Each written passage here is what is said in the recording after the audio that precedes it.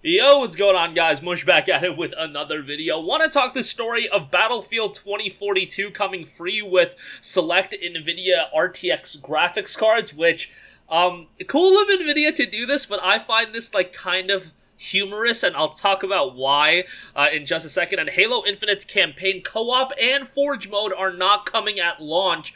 It's actually coming months after launch, which is very disappointing, as campaign co-op and Forge are probably two of the things people are most excited about with any Halo game, but we'll talk that in just a little bit. So, okay, I gotta talk about this Battlefield story that came out a couple days ago.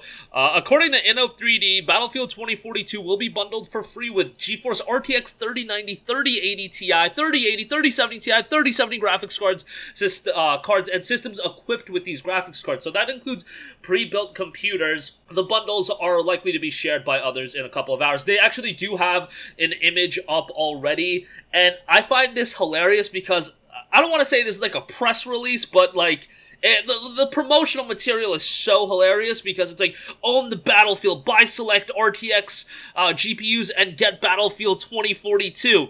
What this really is this is a red flag to scalpers being like, holy hell, these GPUs are going to be even more profitable now. Now, if I believe, sometimes they do things where they do something where the game copies that come with the GPUs are linked to the GPU somehow. I don't think they're going to do that here. I think you're just going to get a code for the game, but the thing that should be nice is if you are buying a pre-built computer with a 3070, 3070 Ti, 3080, 3080 Ti, or a 3090, hopefully you get a copy of Battlefield 2042, but I already saw a lot of people memeing on this being like, oh nice, I can get a $350 copy of Battlefield 2042, and maybe, hopefully, I can get an RTX 3060 with it, or rather a 3070, or you guys get the idea. It's actually not coming with a 3060, which is a little bit of a bummer, but nevertheless, I did want to give you guys a heads up. Maybe you can get one if you luck out and get one of these GPUs. These GPUs are just super difficult to get. From what I've seen, the best way to get them is the Newegg raffle, which has been a crapshoot. I don't know. I personally don't know anyone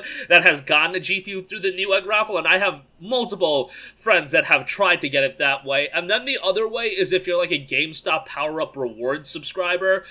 They do special, they upload listings for these GPUs, and only power-up rewards members can buy them. But they're usually in bundles where you have to get a power supply and a motherboard with it as well, and it's who's trying to do that? Some people are just trying to upgrade their GPU and call it a day, so that's a little bit of a bummer. But hey, there you go, Battlefield 2042. Once the stock crisis fixes up, you can get a copy of Battlefield with your GPUs. Now, if you want a copy of Battlefield standalone without the GPU, I would recommend checking out a bunch of different e-tailers. Green Man Gaming has it for $51. I believe a couple of other e-tailers do as well, so that is an option. But a story I did want to cover, since honestly I found it a little bit humorous, since that's supposed to entice people to get this GPU. These GPUs, people are trying to, sell their children to buy these GPUs, and Battlefield 2042, nice of them to give it with these GPUs, but I don't think this is the, deal maker for people to be, oh, yeah, that'll get me to buy a 3070, but hey, I guess it's nice of them if nothing else.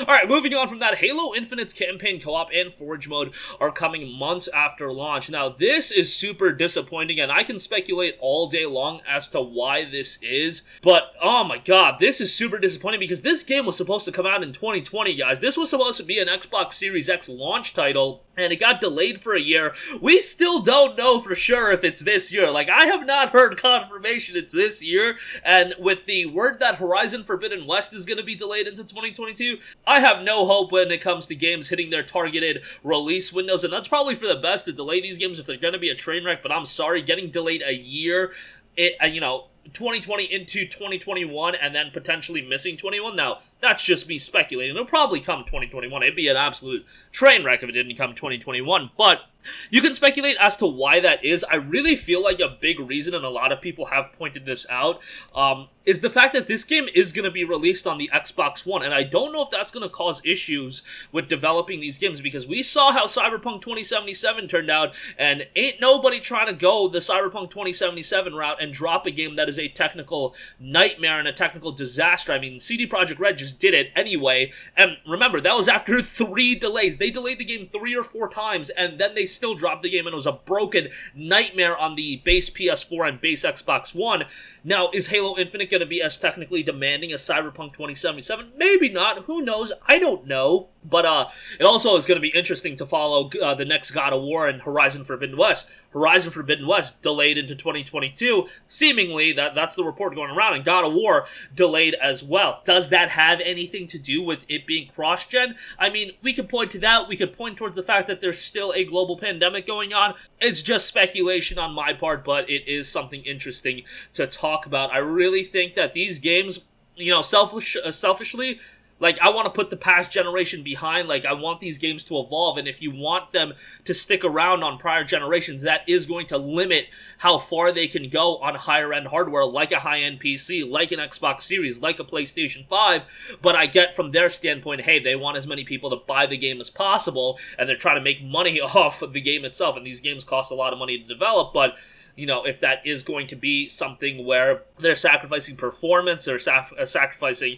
you know, the game being delayed or whatever the case may be, it is something to ascertain and, you know, kind of weigh the positives and negatives of that, but hopefully we do see the game come out pretty smoothly, and hopefully co-op and Forge is integrated smoothly thereafter, but waiting months for that is a bummer. At the end of the day, the game is going to be available on Xbox Game Pass, so it's not like you have to drop $60 for it or $70. I think it's going to be $60, but yeah, let me know what you guys think about everything. Battlefield 2042 coming with those RTX GPUs. Yeah, more like you gotta buy a $500 copy of Battlefield 2042, and hopefully you can get a 3070 free with that. Halo Infinite's campaign co-op and Forge mode have unfortunately been delayed and are coming months after launch.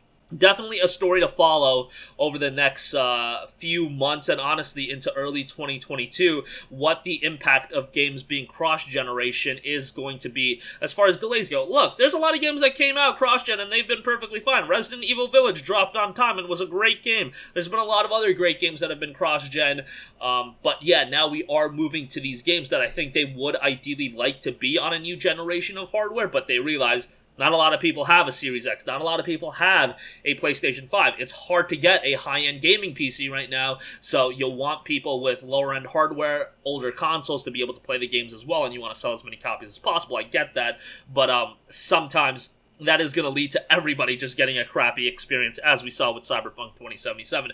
But that's going to wrap up this one. Let me know all your thoughts in the comment section down below. As always, thanks for watching, and I will catch you guys in the next one. Peace. Hey, what's going on, guys? Mush here again. Hope you enjoyed the video. As you guys might know, YouTube's notification system is sometimes a little bit wonky, even if you're subscribed to the channel. Maybe you're not abundantly aware that I uploaded a video. To remedy that situation, make sure you hit the bell notification button. This way, whenever I upload a new video, and I try to upload as consistently as possible, you will be notified directly of the upload, and you can watch it as soon as it goes live. I would really appreciate if you guys hit that button so you can stay up to date with all of the content I'm posting. But as always, guys, thanks for watching, and I'll catch you guys in the next one. Peace out.